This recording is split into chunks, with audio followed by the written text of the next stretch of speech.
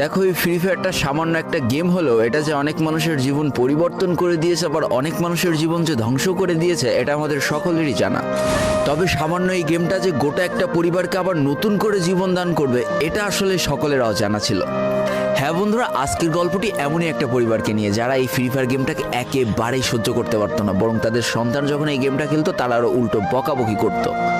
আর ভাগ্যের কি অপূর্ব লীলা খেলা, তখন সেই গেমটা আজকে গোটা পরিবারটাকে বাঁচিয়ে রেখেছে। আর এখন তার বাবা মাও উৎসাহ দেয় তাদের সন্তানকে যে ফ্রি ফায়ার খেলো। এজন্যই চলো জেনে আসি আসলে কি এমন ঘটেছিল ওই পরিবারটার সাথে। তো বেশি ব্যাকপ্যাক না করে ছোট্ট একটা ইন্ট্রো দিয়ে আজকের ভিডিও শুরু করা যায়। তো আজকের গল্পটা শুরু হতে চলেছে ছোট্ট একটা গ্রামের ছোট্ট একটা পরিবারকে নিয়ে। বাবা মা এবং তাদের দুই সন্তান অর্থাৎ দুই ভাই, ছোট্ট একটা পরিবার, খুব সুন্দরভাবে তাদের জীবনযাত্রা চলে যাচ্ছিল। বড় ভাই একটা কোম্পানিতে লেবারের চাকরি করে, বাবা কৃষিকাজ করে, আর তাদের ছোট সন্তান অর্থাৎ ছোট ছেলে কিন্তু ক্লাস 8-এ পড়াশোনা করে। দারিদ্রতার বেড়াজালে আটকে পড়া পরিবারকে সাপোর্ট দেওয়ার জন্য তাদের বড় ভাইকে খুব অল্প বয়সে কাজে চলে যেতে হয়েছে।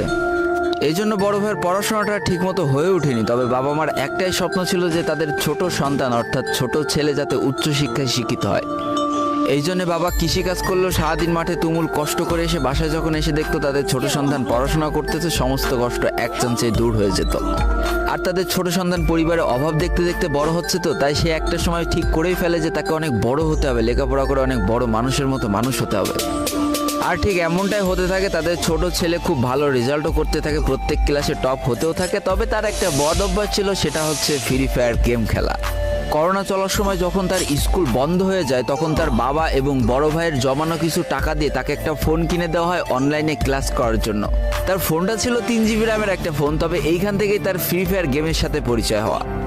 সারাদিন পড়াশোনার ফাঁকে সময় পেলেই সে ফ্রি ফায়ার গেম নিয়ে বসে পড়তো। আগে যেমন বাইরে খেলাধুলা করতো, এখন সে আর বাইরে খেলাধুলা করে না, ঘরে বসে সারাদিন ফোন টিপে আর ফোনে গেম খেলে। এদিকে তার বাবা মা যখন ফ্রি ফায়ার গেম খেলা দেখতো তখন প্রচণ্ড পরিমাণ রেগে যেত, এমনকি মারধর পর্যন্ত করতো যে তুই এই গেম খেলা বাদ দিয়ে দে। তবে তাদের ছোট ছেলে যতই বাবা মার বাধ্য সন্তান হোক না কেন, ফ্রি ফায়ার গেমটা ছাড়তে সে একেবারেই নারাজ। প্রথম দিকে পড়াশোনার ফাঁকে ফাঁকে গেম খেললো, যখন তার বাবা মা তাকে বকা শুরু করে তখন সে রাতের অন্ধকারে গেম খেলা শুরু করে। তবে বন্ধুরা বলে রাখা ভালো, সে কিন্তু তার পড়াশোনা একেবারেই ঠিক রেখেছিল, অর্থাৎ গেমের কোনো কালো ছায়া পড়াশোনার উপরে কোনোদিনই সে পড়তে দেয়নি, যার কারণে তার রেজাল্টও মোটামুটি ভালোই হতো। এতদিন পর্যন্ত পরিবারের সবকিছু ঠিকঠাকই ছিল। এবার আস্তে আস্তে পরিবারটা একটু একটু করে ভাঙতে শুরু করবে। পরিবারের সকলের সম্মতিতে পরিবারের বড় ছেলের সাথে পাশের গ্রামের একটা মেয়ের বিবাহ সম্পন্ন করা হয়। আর যেন বিবাহের কয়েক মাস যেতে না যেতে বড় ভাইয়ের পরিবর্তন লক্ষ্য করতে শুরু করা যায়। এতদিন ছোট ভাইয়ের পড়াশোনা খরচ বড় ভাই আর বাবা মিলে চালিয়ে আসলো, এখন আর বড় ভাই কিন্তু ছোট ভাইয়ের পড়াশোনা খরচ দিতে রাজি হয় না। তবে তাতেও খুব একটা ফারাক পড়ে না, কারণ তাদের বাবা এখনো শক্তভাবে তাদের পরিবারটাকে ধরে রেখেছে, অর্থাৎ বাবা কিন্তু কৃষিকাজ করে তাদের পরিবারটা খুব সুন্দরভাবে চালিয়ে নিচ্ছিল।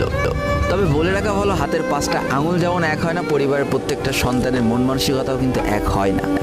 কিছুদিন পর বড় ভাই পুরোপুরি আলাদা হয়ে যায়, তার বউকে নিয়ে নতুন করে সংসার তৈরি করে। এমনকি একটা পর্যায়ে যে বড় ভাই তার পরিবারকে অস্বীকার করে দেয়, অর্থাৎ একটা টাকা আর পরিবারে দিত না, সমস্ত টাকা সে নিজের সংসারেই খরচ করত। 4 জনের পরিবারটা ভেঙে যায় এখন 3 জনের পরিবার হয়ে গেল, বাবা মা আর তাদের ছোট সন্তান। এখন পুরো পরিবারের দায়িত্বটা বাবার উপরে পড়ায়। দিনরাত 24টা ঘন্টা হাড় ভাঙা খাটুনি করা শুরু করে দেয় তাদের বৃদ্ধ বাবা। এদিকে তাদের ছোট সন্তান সবটা কাছ থেকে দেখে অনেক কষ্ট পেত, তারপরেও তার করার কিছুই ছিল না, তাকে পড়াশোনাটা চালিয়ে যেতেই হবে, কারণ বাবা মার একমাত্র স্বপ্ন তাকে পড়াশোনা করে মানুষের মতো মানুষ হতে হবে। এদিকে বলে রাখা ভালো, পড়াশোনার পাশাপাশি কিন্তু সে ফ্রি ফায়ার গেমটা অনেক ভালো মতো খেলা শিখে গিয়েছিল। তার 3 GB র্যামের ফোন একটু ল্যাগ দিলেও মোটামুটি ভালোই খেলা যেত স্মুথ গ্রাফিক্সে।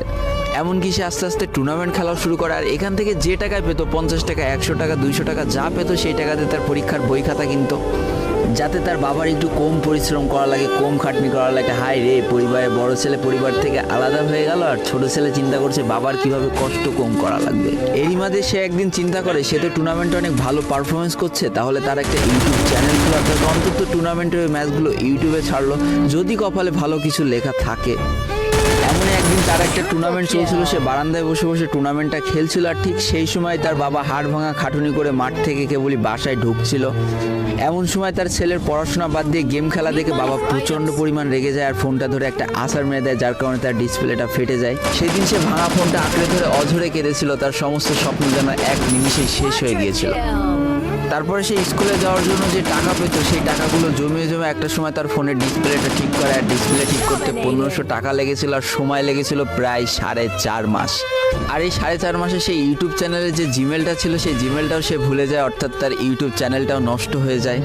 কিন্তু পরিবারের ছোট সন্তানরা একটু ঘাটতারা হয়, কোনোভাবে কোনো কিছুতে হার মানতে রাজি হয় না, যেমন আমি। তাই সে আবারও ফ্রি ফায়ার খেলা শুরু করে, আবারও নতুন করে ইউটিউব চ্যানেল খোলা শুরু করে। সব কিছু মোটামুটি ঠিকই চলছিল, পড়াশোনা সে আগের মতোই চলতেছে, এইদিকে টুর্নামেন্টও চলতেছে, এইদিকে ইউটিউবে আস্তে আস্তে তার সাবস্ক্রাইবারও বাড়া শুরু করে, একটা দুইটা এমন করতে করতে। কিন্তু হঠাৎ করে তাদের পরিবারটা জীবনের সব থেকে বড় একটা ধাক্কা খায়।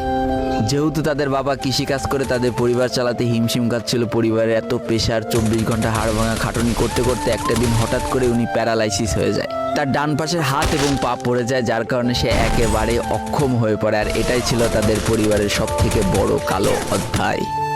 তবে সব থেকে কষ্টের ব্যাপার কি ছিল জানো? পরিবারের এত খারাপ সময়ও তাদের বড় ভাই কিন্তু তাদের পাশে এসে দাঁড়ায় না। এবার শুরু হয় তাদের পরিবারের আসল কষ্ট। না ছোট ছেলের পড়ার টাকা আছে, না বাবার ওষুধ কেনার টাকা আছে, না তাদের 3 বেলা ঠিক মতো খাবার টাকা আছে। কি আর করবে, পরিবারে এই অসহায় অবস্থা দেখে না খেয়ে তো মরা যায় না, তাই তাদের মা লোকের বাসায় কাজ করা শুরু করে দেয়। কিন্তু কাজ করে 3 বেলা খাবার জোটানো গেলেও বাবার ওষুধ আর সন্তানের পড়াশোনার খরচ চালাইতে হিমশিম খাচ্ছিল তাদের মা। ঠিক এই সময়টায় পরিবারের ছোট ছেলে সারাদিন চিন্তা করতে থাকে যে আসলে তার কি করা উচিত, কি করলে পরিবারের সবাই ভালো থাকবে, কি করলে বাবার ওষুধ কেনার টাকা সে জোগাড় করতে পারবে, কি করলে বাবা মার স্বপ্ন পূরণের জন্য সে পড়াশোনা করতে পারবে। তার সামনে শুধু একটা অপশনে খোলা ছিল, সেটা হচ্ছে ফ্রি ফায়ার গেমটা। কি আর করবে, সারাদিন সে পড়াশোনা করতো আর সারা রাত ফ্রি ফায়ার গেম খেলে খেলে ভিডিও আপলোড করা শুরু করে ইউটিউবে। তোমরা শুনলে অবাক হয়ে যাওয়া, 24টা ঘন্টার মধ্যে সে মাত্র 4.5 ঘন্টা ঘুমাতো। দিনের বেলা স্কুলে থাকতো, স্কুল থেকে এসে সে একটা চার দোকানে কাজ করতো, চার দোকান থেকে বাসায় এসে পড়াশোনা করতো, পড়াশোনার পরে রাত্রেবেলা ফ্রি ফায়ার গেম খেলে ভিডিও আপলোড করতো। সৃষ্টিকর্তা হয়তো তাদের কষ্টটা দেখেছিল, তাই তার বেশি দিন কষ্ট করা লাগেনি। 4.5 মাসের মাথায় তার একটা ভিডিও ভাইরাল হয়ে যায়। ব্যাস, লাইফের মোড়টা এইখান থেকে ঘুরে গিয়েছিল। তোমরা সকলে জানো একটা ভিডিও ভাইরাল হলে আসলে কি হয়। সব জায়গায় তার নাম ছড়িয়ে যায়, মানুষ আস্তে আস্তে তার ভিডিও দেখতে শুরু করে, তাকে পছন্দ করতে শুরু করে, তার গেম প্লে ভালো লাগতে শুরু করে। একটা সময় সে একটা ভালো প্লেয়ার হয়ে যায়। আর সে জীবনে প্রথম পেমেন্ট পেয়েছিল 12,500 টাকার, যেখান থেকে 7,000 টাকার তার বাবার জন্য ওষুধ কিনে দিয়েছিল, আর বাকি টাকাটা তার আম্মুর হাতে তুলে দিয়েছিল। তারপর থেকে তার মাসিক বেতন কখনো ওই 12,000 টাকার থেকে কমেনি, বাড়তে বাড়তে একটা সময় তার মাসিক বেতন দাঁড়ায় 1 লাখ টাকা, যেটা ছিল